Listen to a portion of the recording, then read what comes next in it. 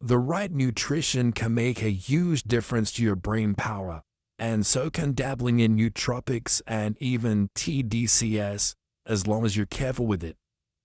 Then there's the importance of using natural brain training by stimulating yourself with lots of new experiences and challenges.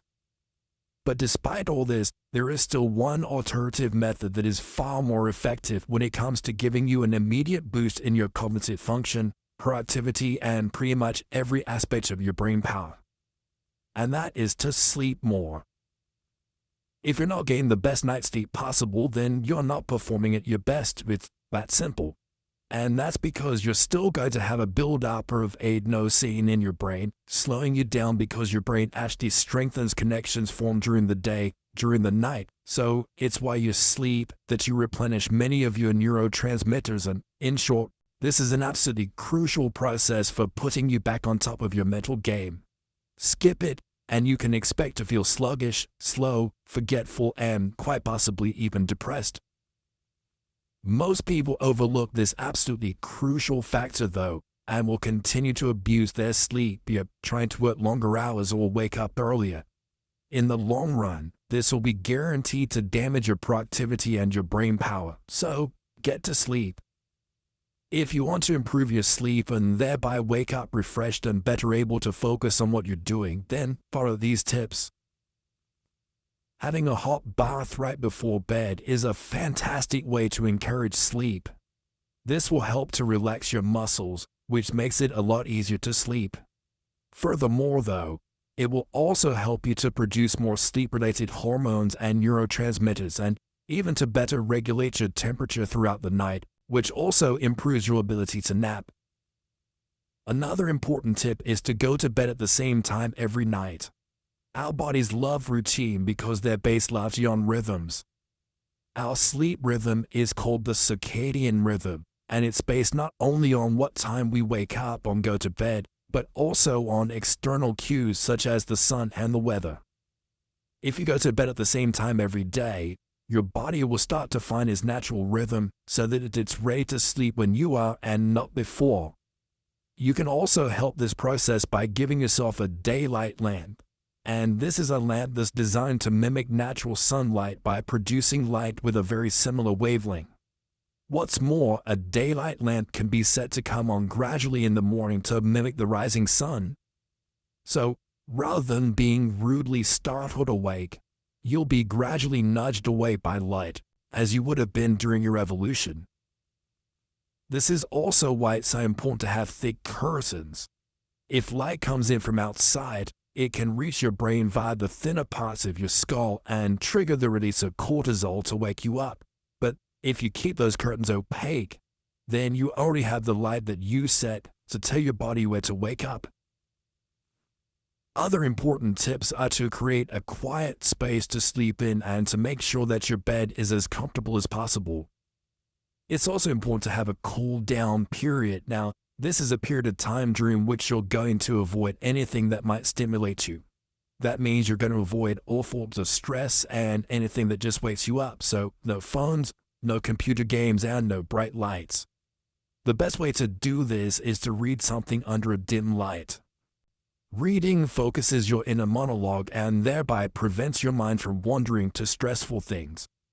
Meanwhile, concentrating on the text will make your eyes heavy, which also makes it easier to drift off, and a lot harder not to. The reason this cool down period is so important is because it puts you in a relaxed state ready for bed. This means you'll have more inhibitory neurotransmitters and fewer excitatory ones.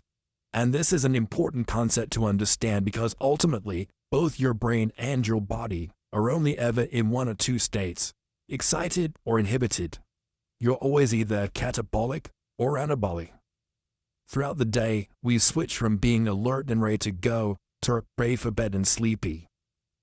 When it gets dark and we're tired at the end of the day, we have cues from the darkness, from the adenosine build-up in our brains, and even from dinner, which causes a release of sugar and serotonin/melatonin in our brains.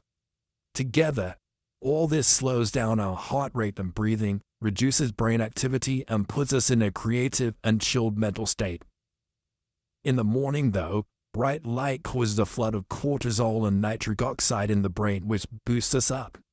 Heading to work causes an influx of noise and bright lights to find their way into our brain and stimulate even more adrenaline and norepinephrine to wake us up further.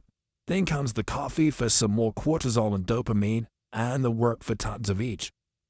And it's by switching between these two states that the brain is generally able to always perform the right job, the task at hand. The problem is we're always saying the wrong signals or trying to force ourselves to stay in one state too long. That's what happens when we play loud video games right before bed, or when we try to force ourselves to work hard after 4 p.m. or after we've just eaten. And a big part of performing to our best is to understand the importance of letting our brain go through its natural rhythms and trying to work with it to get the most from it. It's also important to try and avoid excess stress, because when you get too stressed, whether that's caused by physiological or psychological factors, this actually causes us to become so wide and focused that our prefrontal cortex entirely shuts down. This is a state called temporal hypofrontality. While this can be a good thing sometimes during sports, it's actually the last thing you want during a conversation or when you're trying to be creative. CBT teaches us a lot of techniques we can use in order to overcome stress and put ourselves into the correct mental state for the job. These include visualization techniques, as well as challenging thoughts that might not be particularly effective.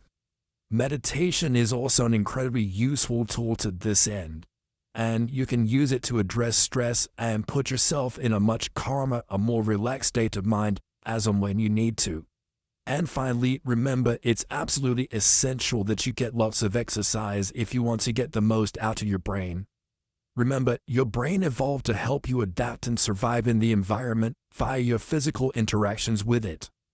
The vast majority of your brain is dedicated to moving your body, so if you want to encourage plasticity, then there are a few things better than learning a new dance or martial art. What's more, though, is that exercise boosts your memory according to studies and stimulates the production of countless crucial neurotransmitters and hormones. Even beyond this, exercise is important to improve your circulation so that you might get some more oxygen to your brain.